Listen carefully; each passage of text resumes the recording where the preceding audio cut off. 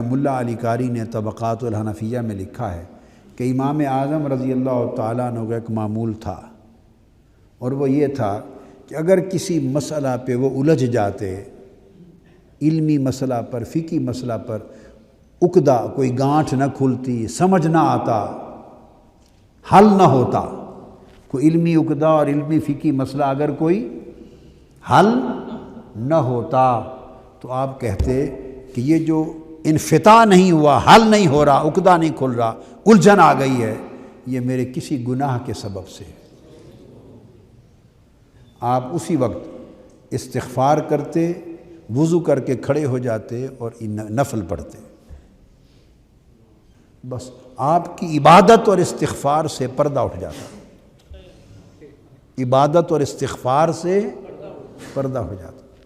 کبھی وضو سے پردہ اٹھ جاتا ہے، کبھی غسل سے پردہ اٹھ جاتا ہے، اور کبھی استغفار کے دوران حل ہو جاتا ہے۔ تاہم جب کوئی فقہی مسئلہ گنجلک بن کے آتا اور اس کا حل ذرا مشکل نظر آتی تو آپ وضو کرتے، عبادت کرتے، استغفار کرتے تو حل ہو جاتا۔ سبحان اللہ۔ اور آپ پھر کہتے، واہ واہ، آپ جب حل ہو جاتا شکر ادا کرتے تو کہتے کہ میں نے اپنا گناہ چھوڑ کر اس کی طرف رجوع کیا تو اس نے میری طرف رجوع کیا، اس لیے مسئلہ حل ہو گیا۔ فرماتے میں نے اس کی طرف رجوع کیا، اس نے میری طرف رجوع کیا تو اس نے اب اس کے فیض سے حل ہو گیا۔ یہ ان لوگوں کی کیفیت ایمان تھی، یہ ان لوگوں کی معرفت تھی۔ اور جب یہ بات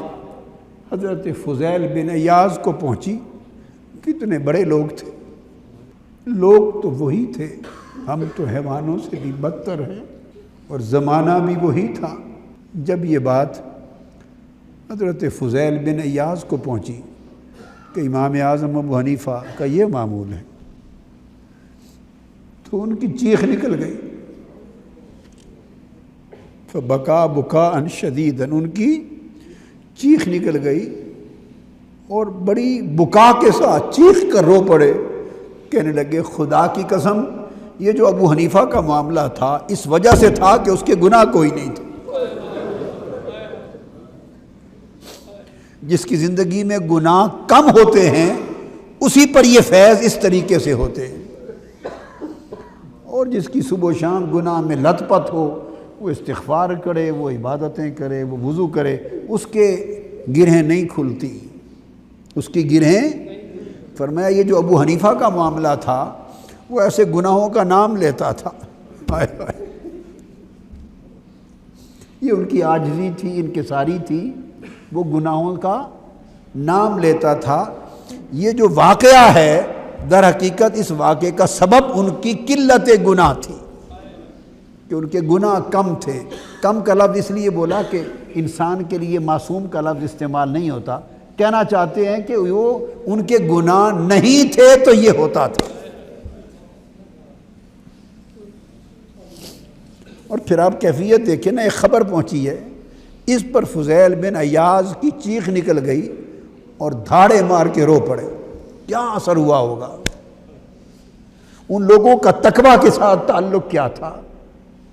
حضور الہ میں تعلق کیا تھا، ترک ذنوب میں ان کے دلوں کی کیفیت کیا تھی،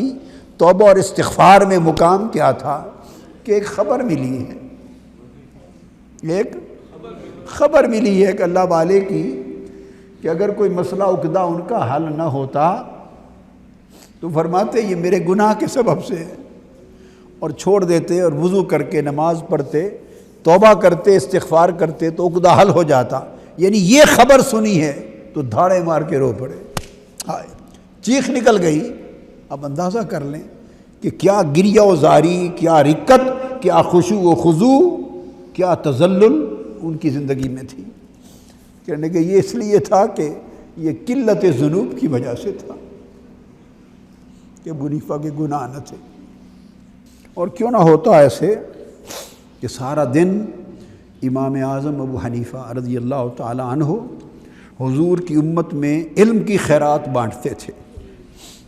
سارا دن حضور کے دین کی خدمت کرتے اور حضور کے دین کو سنبھالا دیتے،